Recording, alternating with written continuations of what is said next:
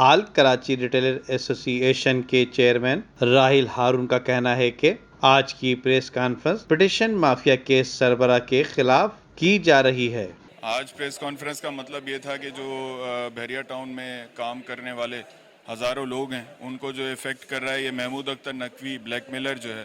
یہ لیٹیگیشنز اور پٹیشنز جو ہے ہر پروجیکٹ پر جو ہے یہ جا کے وہاں پر جس پروجیکٹ کا بھی انفرادی طور پہ بھی ابھی بلڈرز پروجیکٹ بنا رہے ہیں اس میں یہ لیٹیگیشنز ڈال دیتا ہے، اور اس کا مقصد یہی ہوتا ہے کہ وہ پروجیکٹ میں جو انویسٹمنٹ کی ہوئی ہے جن لوگوں نے ان کو یہ خوفزدہ کرے اور جو پروجیکٹ بنانے والا بلڈر ہے اس سے یہ پیسے لے۔ تو آج ہم اس چیزوں سے اب کافی تنگ آ چکے ہیں کیونکہ ملک کی معیشت بھی اس ٹائم بڑی شدید بدحالی کا شکار ہے اور کاروبار کرنا آسان نہیں رہا ہے، اور حق حلال روزگار کرنے والوں کو جس طریقے سے یہ محمود اختر نقوی کی جانب سے یہ جو بلیک میلنگ اور ڈراؤ دھمکاؤ کیا جا رہا ہے، بھتہ خوری کی جا رہی ہے،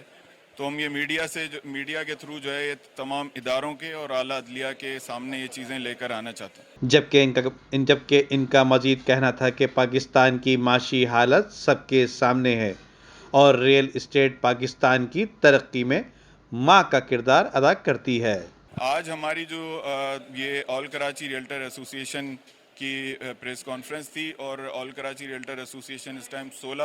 نمائندہ رجسٹرڈ ریئل اسٹیٹ ایسوسی ایشنز کو جو ہے وہ کمانڈ کر رہی ہے، اور آج ہم لوگوں نے اس پر محمود اختر نقوی کے خلاف یہ آواز اٹھائی ہے۔ یہ تو کافی پچھلے 10 سال سے اس کا تو یہ کام یہی ہے کہ پٹیشنز ڈالتا ہے، اور کوئی بھی اس کے خلاف آتا تھا تو جس طرح بھی آپ نے کہا کہ یہ اس کے خلاف بھی انتقامی کارروائیاں کرتا تھا کیونکہ ایک مافیا ہے اور یہ لوگوں کو ڈراتا دھمکاتا ہے، مگر اللہ تعالیٰ پہ جن لوگوں کا بھروسہ ہوتا ہے وہ ایسے بلیک میلر سے ڈرتے نہیں ہیں اور ان کا مقابلہ کرتے ہیں۔ چیئرمین راہیل ہارون نے کراچی پریس کلب میں خطاب کرتے ہوئے کہا کہ بحریہ ٹاؤن کے بلڈرز کو کچھ لوگ یرغمال بنا رہے ہیں جو کہ ایک مافیا کا کردار ادا کرتے ہیں، اور اگر ریل اسٹیٹ سیکٹر متاثر ہوا تو بہت سے لوگ بے روزگار ہو جائیں گے۔ کیمرہ مین امجد اقبال کے ساتھ Nadeem Siddiqui, metro 7 city news, Karachi.